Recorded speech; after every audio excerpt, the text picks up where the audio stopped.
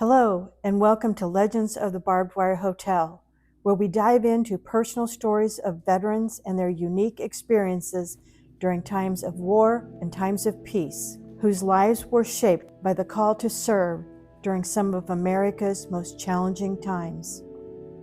I'm your host, Diana Mall Halstead, the Kriege's daughter, speaking to you from my hometown in Alton, Illinois, on the mighty Mississippi River. Today, we are privileged to hear from Rick Trudell, a Vietnam-era draftee whose path through military service and beyond offers a glimpse into the personal and collective struggles of his generation. From his early days at Fort Leonard Wood to his years as a self-employed contractor, Rick's story is one of resilience, adaptation, and reflection. We will explore Rick's life as a young draftee, his time in the service, and the way his experiences contributed to the person he is today. Whether you're a veteran yourself, a family member of someone who served, or simply someone interested in the personal stories behind our nation's history, you're in for a captivating conversation. As we dive into Rick's experiences, from high school football player to navigating the challenges of service, this is a conversation filled with humor, heart, and timeless lessons. I encourage you to like, subscribe, and share this podcast. Your support helps us continue to bring these vital stories to life, honoring the legacy of those who've served and preserving history through their words. So grab your favorite beverage, find a comfortable spot, and join us as we step into Rick's world.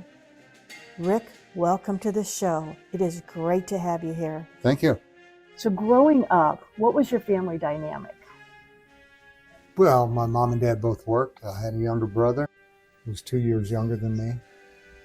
My dad was originally from Minnesota. My mom was originally from Kansas. How'd they end up here? They met in the service.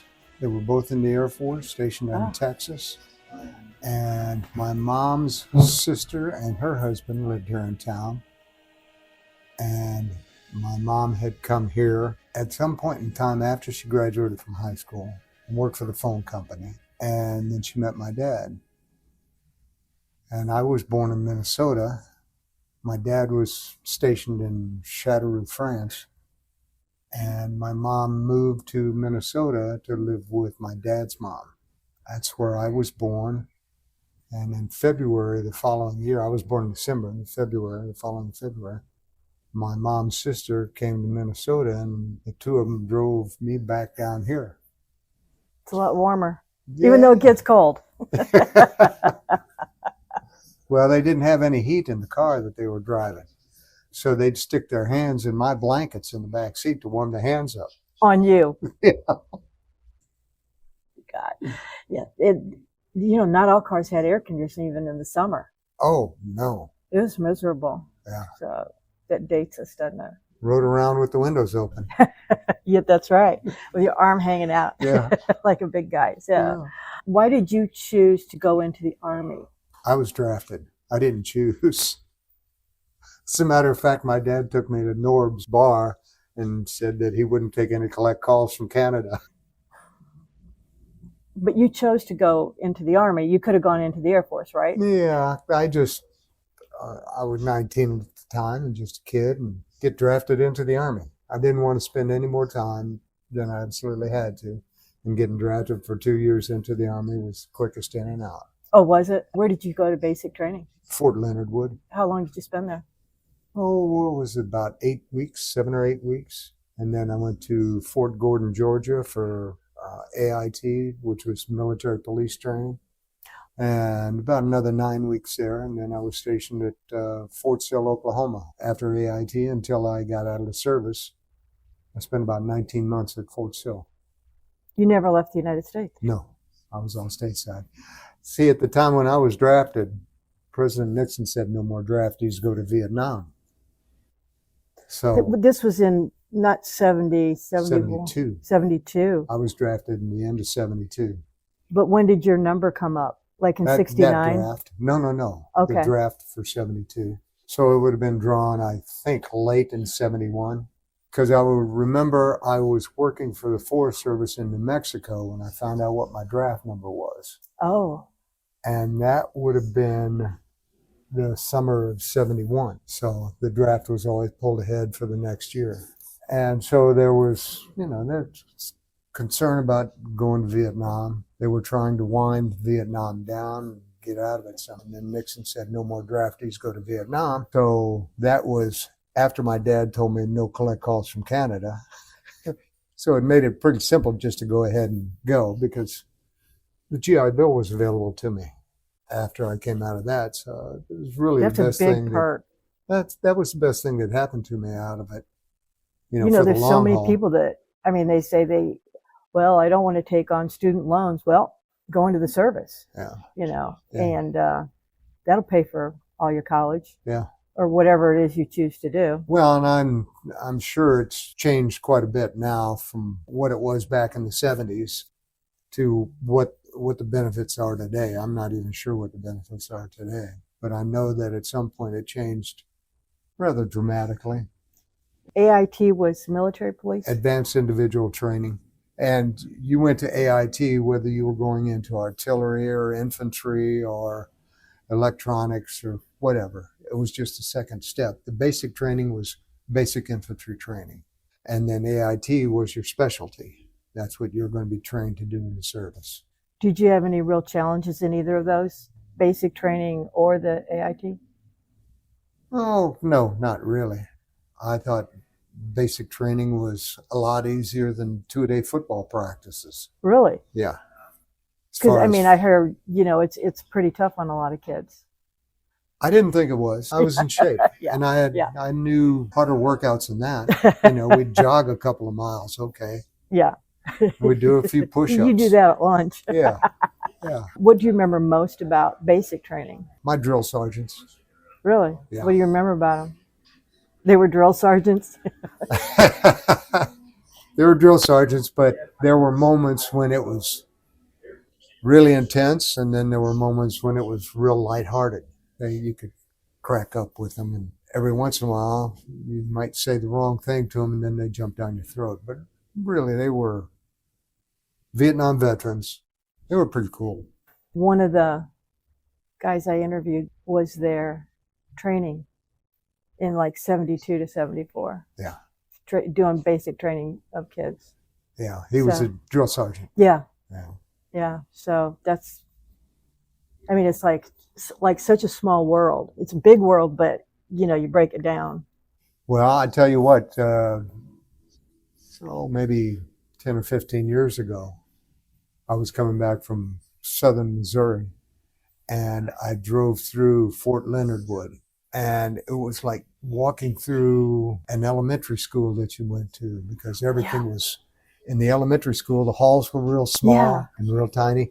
And when I got on Fort Leonard Wood, the area where my barracks was just this little tiny place. It probably didn't take up 20 acres. Yeah, I went to Washington school, and I went back there about 5 or 10 years ago. And I walked in, they let me walk around and stuff. And it's like, wow. You get this deja vu, and it's like, okay, I thought it was this great big school, and it's, So I get that feeling. Place. Did you have any challenges with your AIT training? We had things that we had to learn. We had to learn how to control a riot situation. And so we had shields and batons, and you just learned how to move as a group and push people out of the way or where you wanted them to go. So like if they called in the military for like the riots or the protesters or whatever, would you be called? Not in the States. What were you looking to do do that control for? Well, it would have been if it were something on base. Oh, okay. Or we were in a foreign country, say Vietnam, trying to move people out of the way to get them in to break the crowd up. Yeah. Because you'd move a section over here, you'd move a section over there, and keep splitting them down smaller and smaller. Did you come away with any knowledge you wouldn't have got in that part of your military life that has benefited you today? Not specifically. As you learn things, you take those and adapt them to situations that come up. Right. That's So true. you take that information and Yeah. you apply it over here, and It becomes a life journey. yeah, keep building on what you know and trying to expand it. Did you ever have to use that military training, during your career? I worked for the Minnesota Department of Corrections for 10 years. Did you really? Yeah. So But not as military. not as military, but that military experience led into my experience in corrections. Yeah. What'd you do after the AIT, training? You Went to Fort Sill okay, and became part of the 546 Military Police. okay, That was the unit, military police unit on Fort Sill. and what were your responsibilities? Traffic control, crime Crime on the base? on the base. There's crime on the base? Oh yeah. I mean, other than people trying to leave, maybe, but No, not so much that. They had access to come and go as they pleased. It wasn't a closed base. You could drive right off base. oh, But yeah, we'd have one situation on Fort Sill. I-35 cuts through it, and west of I-35 is where the main base is, and on the east side of I-35 is a reception area. Fort Sill is a big artillery base. People coming from basic training going to AIT in artillery would come into this reception station first. So a fella came in there from basic training, and he had all his money with him. It was probably $435, something like that he got coming straight out of basic training. And 3 guys rolled up on him and took his money. So that got reported. They called us, and we all went out to the different gates and looked for vehicles that fit the description of the vehicle of the perpetrators, stuff like that. We had a couple of instances of people waving firearms on post. just because they were having fun? No. Or they were mad, or? I'm not sure exactly what precipitated the events. We got called to one of the barracks one night because somebody had pulled a pistol on another guy. And it turned out to be just a starter pistol and no big thing. But there were, a couple of situations like that. Yeah. But mostly it was traffic. We would run a traffic control point during the evening shift, evening rush hour, and stand out on the box in the middle of the intersection and direct traffic. Did you have white glove? Yeah. Yeah. It wasn't anything out of the ordinary, but it was a lot of traffic. Were you able to choose this? No. Among other things that you could have chosen to do? When I went into basic training, the first 2 or 3 days, they ran us through a whole battery of tests. Depending upon how you scored on all those tests overall, they'd slot you into where they felt you would fit. One good friend of mine went to be a medic, wound up stationed in St. Louis for his whole tour of duty. A lot of guys went to be MPs, military police. When I got to Fort Gordon, we had guys from all over basic training. Now, where's Fort Gordon? Fort Gordon, Georgia, near Augusta. There were a lot of basic training posts in the United States at the time. Fort Leonard Wood wasn't the only basic training. So I met guys from all over the country. And so they transferred you from 2 different bases, depending upon the need. Yes. You just never had to leave the U.S. You didn't get to see the world. Yeah. And, when we got through with AIT, everybody was getting their orders for where they wanted to go. And it always seems to be one of those things that the way it happens is whatever you want, you're not going to get. No, that's what I've heard. A lot of guys wanted to stay stateside, and just by the luck of the draw, they either went to Korea or they went to Germany. I was happy to go either place just to see some more of the world, but I got stationed at Fort Sill. So that's good. That's good. Yeah. Were there any super great challenges with these guys? No, the only real stressful experience I had is one summer I was detailed from the military police to be a lifeguard at the NCO club swimming pool. And I had a young kid who jumped in the water and took on too much water, and I had to pull him out and give him mouth to mouth, resuscitate him and get him stabilized till they could get him over to the hospital. Wow. And he made it through. He came through okay. That's a scary situation. Yeah, that was probably the scariest situation that was just a military thing. It's a young kid, and are your compressions and everything just right? And, Yeah. Yeah, Exactly. Yeah. You don't want to blow too hard. You don't want to push too hard. No. Did anything inspire you about seeing all the military life or things that go on? No, they had firepower demonstrations where they'd have the artillery shooting off out on the ranges, and they would have jets and helicopters come in and drop some bombs or do some machine gunning, stuff like that. And it's kind of awesome to see that firepower at work and watch those tanks move across a round post, because I mean they're not the old Abrams tanks from World War II. These tanks today are probably more than the tanks in the early 70s, but they were big, massive pieces of equipment. Well, they have to be for what they would could go 60 miles an hour. You're kidding? I didn't know they could go that fast. Oh yeah, they could rumble. That's incredible.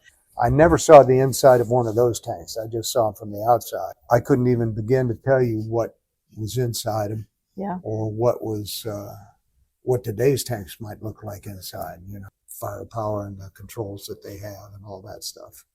Did you have any regrets? About going in the service? Yeah. No. Aren't you glad you didn't go to Canada? Yeah. I mean, the whole thing was kind of moot because Nixon said no more draftees go to Vietnam. Yeah. So it was a thought. It was a thought because I really did not agree with Vietnam and our role there. Well, what about, you could have gone into college. You weren't in college yet, so. No, I was. You were in college. Didn't you have a deferment? Didn't have very good grades. Oh, see, my husband worked so hard to keep his grades up for his deferment. I was 18, 19 years old. Oh, I really didn't give a flip. Yeah, you were having fun. Yeah, yeah. So let's see. Let's think about if you take your military life out of the equation of your life.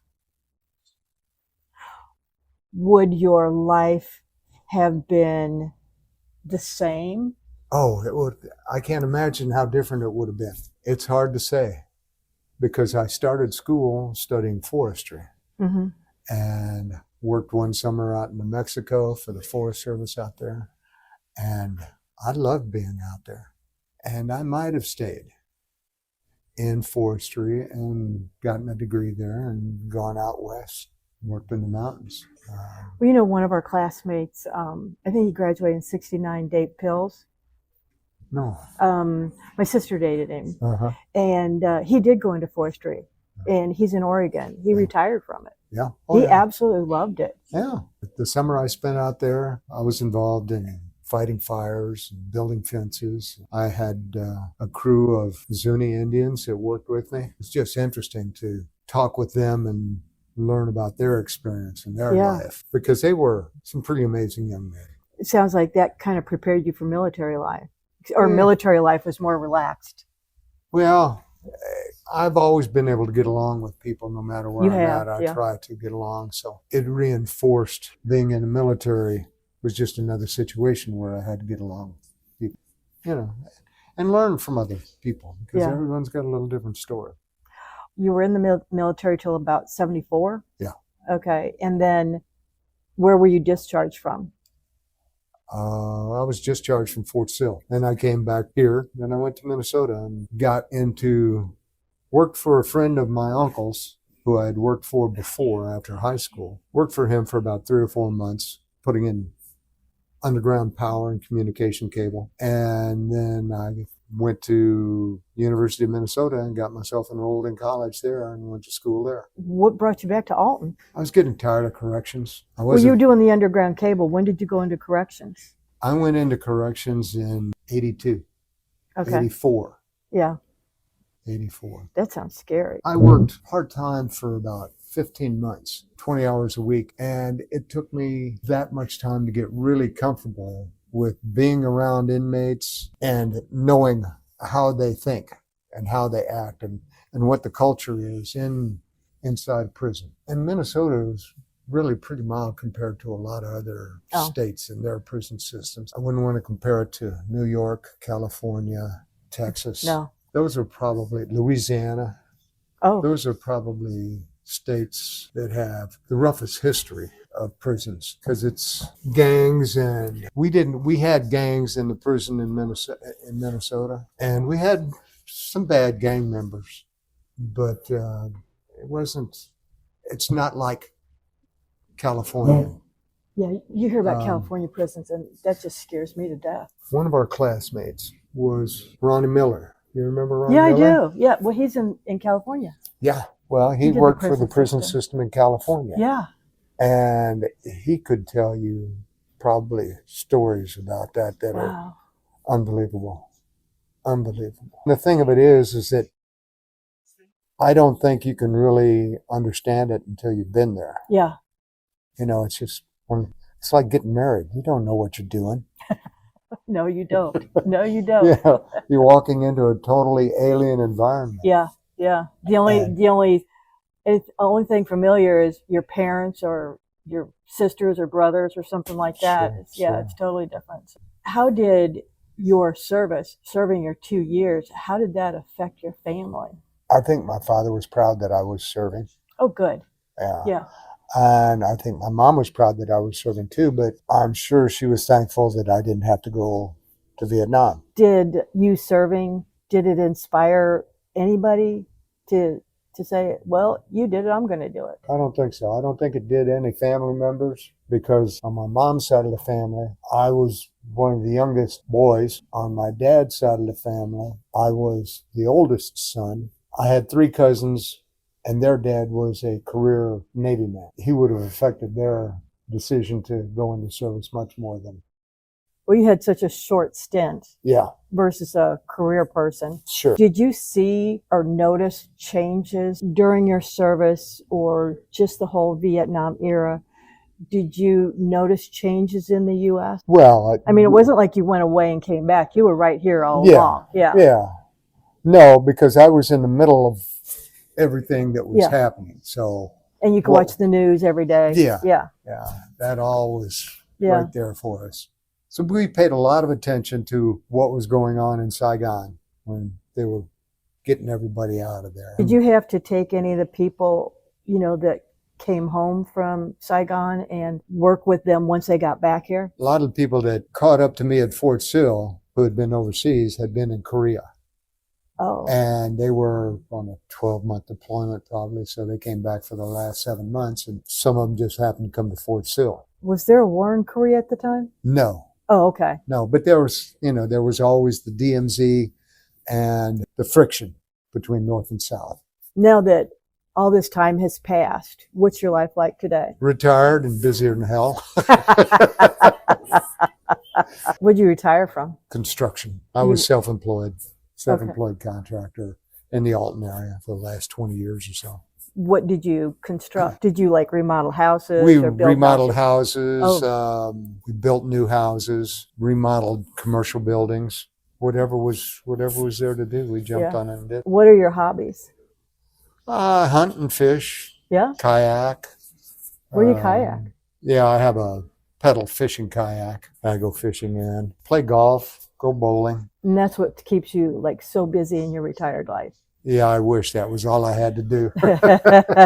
No, we've got a house that I'm always working on, and we've got an RV, and we go camping. Oh, do you? I didn't know that. Yeah, we've got a motorhome. So keeping that in good shape. I've got an old sailboat I'm trying to rebuild. Oh, nice. What are you going to do over the winter? Because you can't sail and you can't fish, but you can hunt. Oh, I can fish. You can? Yeah. Okay. Do you go ice fishing? Yes. I used to, when I lived in Minnesota, we used to go ice fishing all the time. Oh, yeah. I would think because the ice would get that thick, you could drive your car out on it. You hear the ice crack? Oh, yeah. That's scary. I mean, that's just the scariest thing. Well, on Mille Lacs Lake in central Minnesota, the lake has a lot of bays. And the bays freeze first, and then the lake water freezes. Well, where those two ice masses come together, they pile up against one another. Oh. And so they have to make little bridges to go across it so you can get out on the main lake. I think it would be fun. It would be freezing. I'm cool with that. The cracking, no, because if I go under, that's, yeah. No, but that's it, is that the ice cracks because it's heaving. Yeah. It's making ice. Yeah. It's not breaking apart. You tell that to my mentality. Okay. Is there anything that you would like to share? Any stories or insight? I mean, as far as military goes? Yeah, anything. Military is certainly necessary. We don't live in a world that is ruled by the way we think in this country. It would be nice if everybody could get along, but I don't see that happening. We're all each individual, so we're Yeah. going to all have different thoughts. Yeah. The Middle East is a real problem. I look at that situation and I go, I understand Israel is surrounded by enemies. And I understand that they have got to be super hyper vigilant for their own well-being, because the people around them would just as soon see them dead. How do you find peace in a situation like that? When I was in the service, it was the 5-day war with Egypt, and we were put on alert. I mean, we were packing our stuff up because we were going to get deployed over there. So it was surreal. That's scary, considering you thought you were going to stay. 48 hours from now, I could be sitting in a war zone. Like I say, I was maybe 20 years old. You're so go here, young. Go there, do this, do that, get this equipment, get that equipment. You're just following orders. Yeah. Just say, okay, we're going to do what we got to do here. So how do you feel when people come up to you and thank you for your service? Well, I didn't serve in a situation where I was defending anybody's life. It doesn't fit my perception of what I did. But see, the way I see it, you did. You were part of the big picture that protected our freedom. Yeah. So for me, I don't care if you sat at a desk or you flew a bomber or you were in the swamps or wherever you were, or the rice fields of Japan. It's like you served, you protected, you were part of the big team. Yeah. You know. Yeah. I'm certainly not out there doing anything. Yeah. What would you like people to say to you? People don't have to say anything to me. Okay. They just have to realize that I was one of many who did what he had to do, whether he absolutely wanted to be there or not. I was selected to go do that. Okay. It was a situation where I didn't have to make any big decisions about the rest of my life in a short period of time at a very young age. I was just part of my life. Yeah. If people look at me, I hope they can see, I hope they know me well enough to know a bigger portion of my life and who I am. You didn't agree with Vietnam, but yet you served. Yeah. And I think there are a lot of guys like that. And it really, at my particular point in time, it was the easiest path to go. You know, had I have protested and stayed out or run off to Canada, life would have been completely different from what it is now, or what it would have been had I not been drafted. Yeah. It would be completely different now. I didn't have to make any hard decision. It was the easiest path to follow, just to go ahead and go on in and do my time. Easiest path, but it probably was the best path. It was the best path in a couple of ways. I got college paid for. I had veterans preferences when I went for jobs. When I applied to work at the prison, veterans preference came in there. And that gave me an extra 5 points, which I don't know. Yeah, but you get VA loans and, lower interest rates. And I mean, on every application, whether it's for a credit card or to buy a house or a car, the question is, are you a veteran? Yeah. No, but my dad was. That doesn't count. Well, you can get insurance. Is there anything else that you'd like to say? I think of an episode of MASH where a guy who's Sidney, the psychiatrist, he said something to him. He was leaving and he said, just remember to pull down your pants and slide on the ice. Have a good time. Just enjoy life and be happy for what we've got. Yeah. Well, things have worked out for you. It could all be worse. Well, I don't think it worked out any better for me than it did for most people. And I think in this country, it works out for most people. Some people it doesn't. Some people they just nail it. You know, they grab the brass ring and they get everything that they want. And most of us get a lot of what we want. Thank you, Rick, for staying You're at the Barbed Wire Hotel. If you are a veteran or you know someone who is, I urge you, share your story. Whether you fought in battle or work behind the scenes, your experience matters. It's not just history, it's our history. It is a history we cannot afford to lose. At Legends of the Barbed Wire Hotel, we are committed to preserving these stories, but we need your help. Subscribe to this podcast, share it with your friends and family, and most importantly, if you have a story to tell, reach out to us on social media or email. Both are listed in the description. Every veteran's story deserves to be heard, remembered, and honored. So join us on this journey. Together, we can ensure that Legends of the Barbed Wire Hotel live on.